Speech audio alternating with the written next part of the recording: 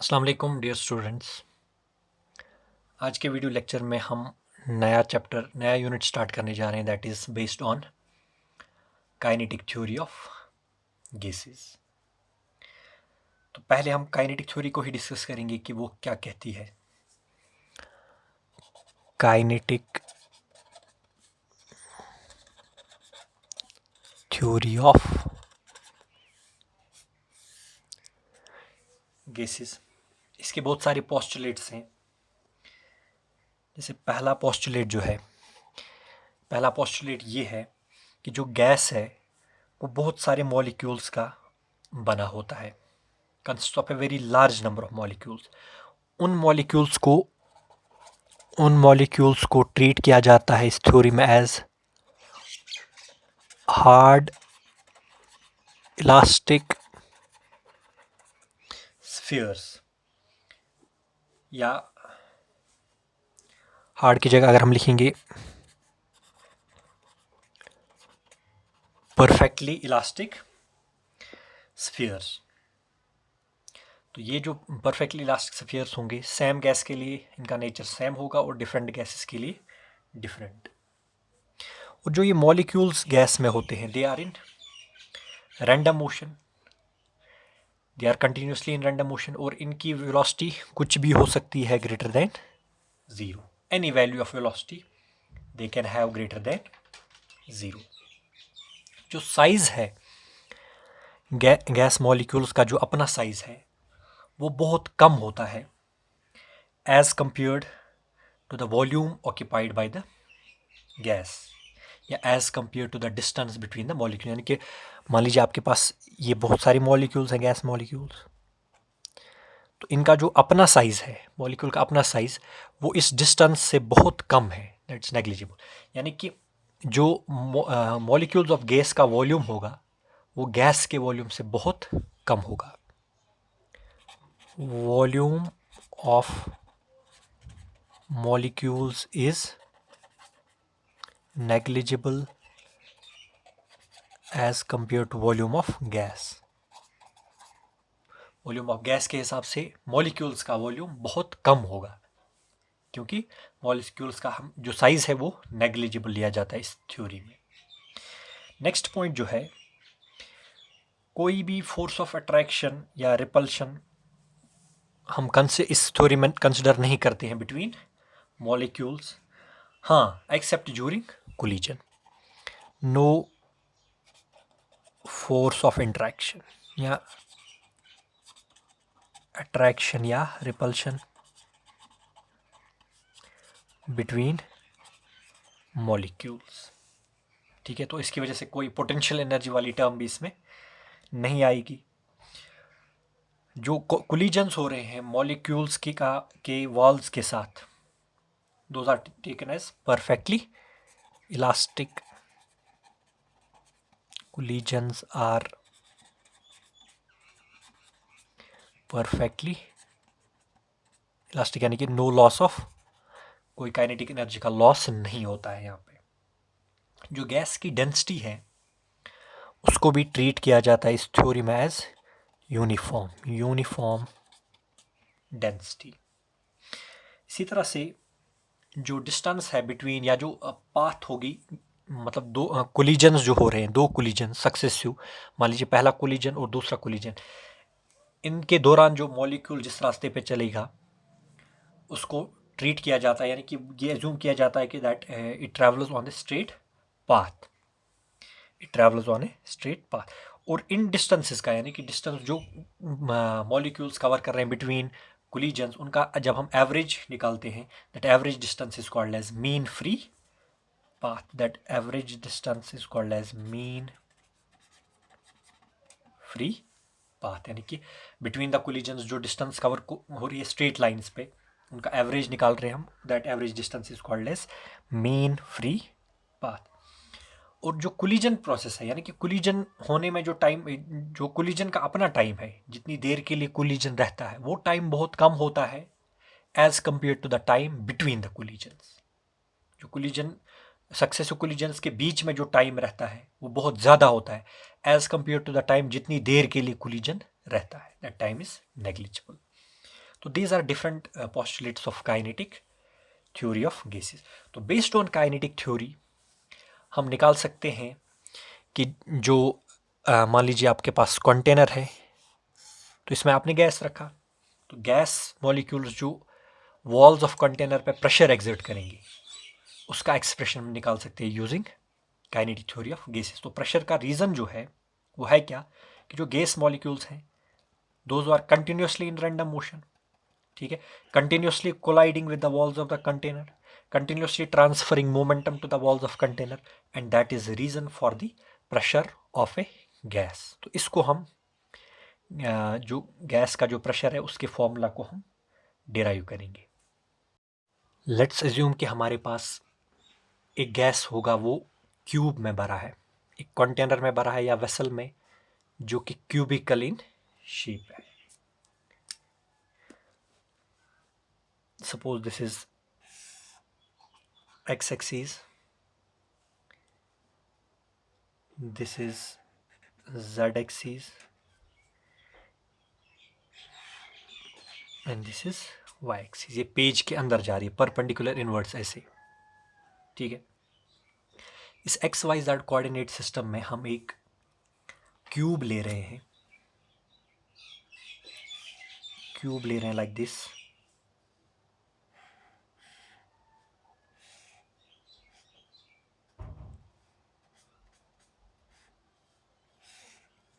ये हमने एक क्यूब लिया, से इसका साइड है L, क्यूब का साइड है L, तो क्यूब का जो वॉल्यूम होगा वो किसके बराबर होगा, L क्यूब, ठीक है। हर कोई साइड है L लेंथ का। अच्छा, हर किसी फेस का एरिया जो होगा दैट इज L स्क्वायर, ठीक है। हर किसी फेस का एरिया, हर किसी फेस का एरिया जो होगा वो क्या होगा, L स्क्वायर। तो हम एक मॉलिक्यूल ले रहे हैं, एक मॉलिक्यूल है, ये इस वेसल के अंदर मोशन कर रहा है। सपोज यहाँ पे है ये, इसकी जो वेलोसिटी है उसके 3 कंपोनेंट्स होंगे, X Y and Z component. मान लीजिए इसकी वेलोसिटी के 3 कंपोनेंट्स हैं, कौन कौन से, V X, V Y, V Z. अब ये क्या कर रहा है, ये कोलाइड कर रहा है इस वॉल के साथ, इस वॉल के साथ कोलाइड कर रहा है, फिर आफ्टर कोलिजन ये बाउंस बैक कर रहा है, ठीक है। यानी कि ये इस फेस के साथ टकरा रहा है, इस फेस के साथ, राइट वाला फेस जो, ये वाला फेस जो है ये वाई जेड प्लेन के पैरेलल होगा, ये वाई जेड प्लेन है यहाँ पे, इसके पैरेलल होगा ये वाला फेस, ठीक है। तो इसके साथ ये कोलाइड कर रहा है। जब ये बाउंस बैक करेगा तो वी एक्स जो है वो अपनी डायरेक्शन चेंज करेगा, that will be minus V X, और वाई और जेड कंपोनेंट ऑफ वेलोसिटी में कोई फर्क नहीं पड़ेगा, वी वाई वी जेड, ठीक है। तो एक्स कंपोनेंट जो वेलोसिटी है वो बिकॉज ऑफ रिबाउंड वो अपनी डायरेक्शन चेंज करेगा। तो अगर इस गैस मॉलिक्यूल का मास m होगा तो चेंज इन मोमेंटम कितना होगा, चेंज इन मोमेंटम या लीनियर मोमेंटम कितना होगा, final momentum is minus M V X, ठीक है, क्योंकि अब की बार वेलोसिटी है minus V X, minus initial momentum कितना है M V X, minus M V X, minus M V X is minus 2 mv x, this is delta p, delta p, change in linear momentum. तो अगर हम law of conservation of linear momentum देखेंगे, gas molecule के linear momentum में कितनी change आई, minus 2 mv/x। इसका मतलब जो वॉल है कंटेनर का, जो वेसल का वॉल है, क्यूबिकल वेसल का वॉल, उसको कितना मोमेंटम ट्रांसफ़र हुआ होगा, इम्पार्ट हुआ होगा, वो भी तो इतना ही होगा, ठीक है, 2 mv/x, ठीक है। Momentum imparted, momentum imparted to the wall of vessel कितना होगा 2 mv/x, क्योंकि मोमेंटम में कोई चेंज नहीं होना चाहिए, ठीक है। मॉलिक्यूल के मोमेंटम में इतना चेंज हुआ तो इसका मतलब वॉल को ट्रांसफ़र किया गया होगा इतना मोमेंटम, बिकॉज मोमेंटम कंजर्व रहना चाहिए। Final change in the momentum should be 0 according to law of conservation of linear momentum. Now अगर हम डिस्टेंस की बात करेंगे, मान लीजिए टाइम डेल्टा टी में जो गैस मॉलिक्यूल है इसकी स्पीड है, suppose X component of speed is V X, तो डेल्टा टी में ये कितनी डिस्टेंस कवर करेगा, डेल्टा टी में टाइम में कितनी डिस्टेंस कवर करेगा, distance is equal speed into time, तो वी एक्स डेल्टा टी। ठीक है, मान लीजिए यहाँ पे इस वॉल के सामने एक गैस मॉलिक्यूल है, वो चल रहा है इधर वॉल की तरफ, डेल्टा टी टाइम में वो कितनी डिस्टेंस कवर करेगा, वी एक्स डेल्टा टी। इसका मतलब ये हुआ डेल्टा टी टाइम में वही मॉलिक्यूल्स इस वॉल के साथ कोलाइड करेंगे जो इतनी डिस्टेंस पे होंगे, जो इतनी डिस्टेंस पे वी एक्स डेल्टा टी दूर होंगे किससे, वॉल से। जो इससे ज़्यादा दूर होंगे तो वो तो इतने टाइम में कोलाइड नहीं करेंगे, वो उनको इससे ज़्यादा टाइम चाहिए। ठीक है, तो इसका मतलब इस डिस्टेंस पे जो मॉलिक्यूल्स होंगे that will collide, those molecules, only those molecules will collide with the wall of container in time delta T. ठीक है, अब ये डिस्टेंस ऐसे है इधर की तरफ। ठीक है, और इस फेस का वॉल्यूम कितना, ये एरिया कितना है, ए। इसका मतलब ये हुआ कि अगर मैं इसको एरिया से मल्टीप्लाई करूं तो ए वी एक्स डेल्टा टी, तो ये क्या बनेगा, ये बनेगा वॉल्यूम। ठीक है, क्योंकि आप देख रहे हो ऐसे जो डिस्टेंस है, मान लीजिए ऐसे डिस्टेंस है इस डायरेक्शन में, वो है वी एक्स डेल्टा टी, और आपने फेस का एरिया भी लगाया। ठीक है, तो लेंथ और ब्रेड्थ तो आ गई, हाइट ऑलरेडी है वी एक्स डेल्टा टी, तो वॉल्यूम आ गया। ठीक है, तो इतने वॉल्यूम में जो मॉलिक्यूल्स होंगे वही कोलाइड करेंगे इस वाले फेस के साथ, इस वाले फेस के साथ इन टाइम डेल्टा टी। ठीक है, अब अगर हम देखेंगे कुछ मॉलिक्यूल्स ऐसे भी, अगर हम ऑन एन एवरेज बात करेंगे, हाफ मॉलिक्यूल्स इनमें से, मान लीजिए ये 1000 मॉलिक्यूल्स हैं, इनमें से 500 वॉल की तरफ जा रहे होंगे और 500 वॉल से कोलाइड होके वापस आ रहे होंगे। ठीक है, तो हमने फाइंड आउट किया कि इतने मॉलिक्यूल्स हैं मेरे पास, तो ऑन एन एवरेज कितने मॉलिक्यूल्स होंगे, इसका हाफ, क्योंकि इनमें से कुछ वॉल की तरफ जा रहे होंगे आधे, और आधे वॉल से वापस आ रहे होंगे। ठीक है, तो अगर n है, if n is, small n is number of molecules पर यूनिट वॉल्यूम, अगर स्मॉल n है नंबर ऑफ मॉलिक्यूल्स पर यूनिट वॉल्यूम, तो इस वॉल्यूम में वो ऐसे मॉलिक्यूल्स कितने होंगे जो कोलाइड करेंगे इस वॉल के साथ, तो उनका नंबर होगा 1/2 of A V X delta T into N. ये है वॉल्यूम अवेलेबल। ठीक है, इंटू नंबर ऑफ मॉलिक्यूल्स पर यूनिट वॉल्यूम, और हाफ इसीलिए लगा रहे हैं क्योंकि on an average half wall की तरफ बढ़ रहे होंगे और हाफ वॉल से कोलाइड करके वापस आ रहे होंगे। तो ये है वो number of molecules, total number of molecules जो कोलाइड करेंगे इस वॉल के साथ, राइट वॉल ऑफ कंटेनर के साथ इन टाइम डेल्टा टी। नाउ एक मॉलिक्यूल की वजह से कितना मोमेंटम इम्पार्ट हुआ वॉल को, 2 mvx। एक मॉलिक्यूल जब कोलाइड करता है वॉल ऑफ कंटेनर के साथ तो कितना मोमेंटम ट्रांसफर करता है, 2 mvx। तो जब इतने मॉलिक्यूल्स कोलाइड करेंगे वॉल के साथ तो कितना मोमेंटम ट्रांसफर होगा, दिस मल्टीप्लाइड बाय दिस। ठीक है, ये मॉलिक्यूल का मोमेंटम ट्रांसफर ये है, तो इतने का क्या होगा, मल्टीप्लाइड बाय दिस। ठीक है, ये सिंपल है, तो इसको हम देखेंगे। टोटल मोमेंटम ट्रांसफर की अगर मैं बात करूं,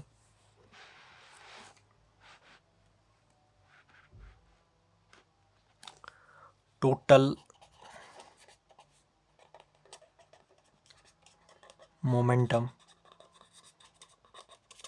ट्रांसफर्ड किधर की तरफ, टू द वॉल्स या to the wall in time, कितने टाइम में, in time delta T is कितना होगा, that is 2 mvx multiplied by 1/2 of n a vx delta T. ये है total momentum transferred to the wall in time delta T. तो rate of change of linear momentum क्या होगा यार, rate of transfer of linear momentum क्या होगा, इसको करना है डिवाइडेड बाय डेल्टा टी। ये है मोमेंटम का ट्रांसफर, कितने टाइम में, डेल्टा टी, उसी टाइम से अगर डिवाइड करेंगे तो रेट मिल जाएगी, rate of momentum transfer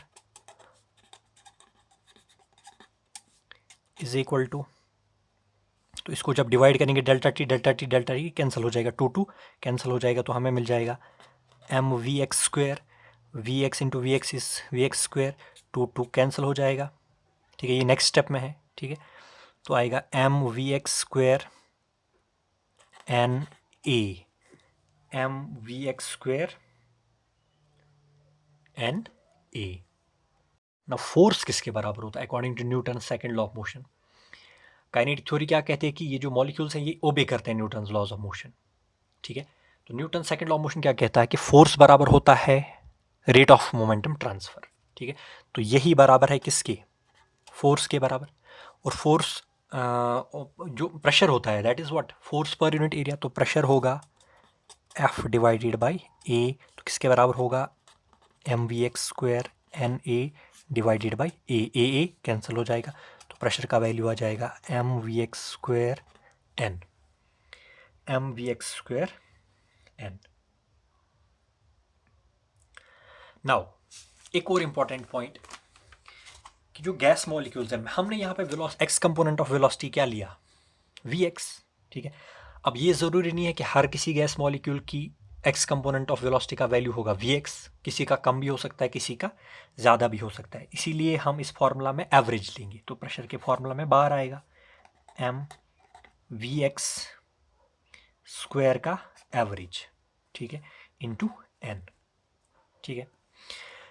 now जो गैस है वो आइसोट्रॉपिक है, इसका मतलब कोई मोशन की कोई पर्टिकुलर डायरेक्शन प्रेफर्ड नहीं है, यानी कि मैं ये नहीं कह सकता हूँ कि गैस मॉलिक्यूल्स खाली इधर जाएंगे या खाली वाई डायरेक्शन में जाएंगे, खाली जेड डायरेक्शन, ये तो किसी भी डायरेक्शन में जा सकते हैं, कोई प्रेफर्ड डायरेक्शन नहीं है। तो उस सिचुएशन में क्या होगा, अगर आप वी एक्स स्क्वायर का एवरेज निकालोगे, वी वाई स्क्वायर का एवरेज निकालोगे, वी जेड स्क्वायर का एवरेज निकालोगे, तो because of isotropic behaviour of gas these three values will be equal, ये तीनों वैल्यूज जो होंगे इक्वल होंगी।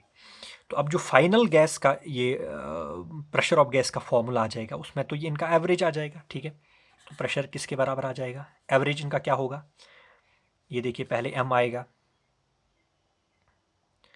तो it is M into V X square का एवरेज, ये plus V Y square plus V Z square, इन तीनों का एवरेज डिवाइडेड बाय 3, और साथ में क्या है एन, साथ में क्या है एन, तो P प्रेशर का फॉर्मूला आएगा 1/3, ठीक है, mass of each molecule of gas that is m into N, number of molecules पर unit volume. Now this velocity V X square plus V Y square plus V Z square, इनके squares का average और उनका सम we square bar, ठीक है, wire जो v है ये है मीन ऑफ, यानी कि मीन या एवरेज, किन का मीन आप निकाल रहे हो, स्पीड्स के या वेलोसिटीज के स्क्वायर का, mean of square of velocities, इसको हम कह सकते हैं mean square speed, mean square speed. तो pressure exerted by a gas का फॉर्मूला क्या होता है, 1/3 mass of each molecule of gas, ठीक है, m into number of molecules पर unit volume into mean square speed या मीन स्क्वायर वेलोसिटी। तो this is formula for pressure exerted by a gas. Thank you.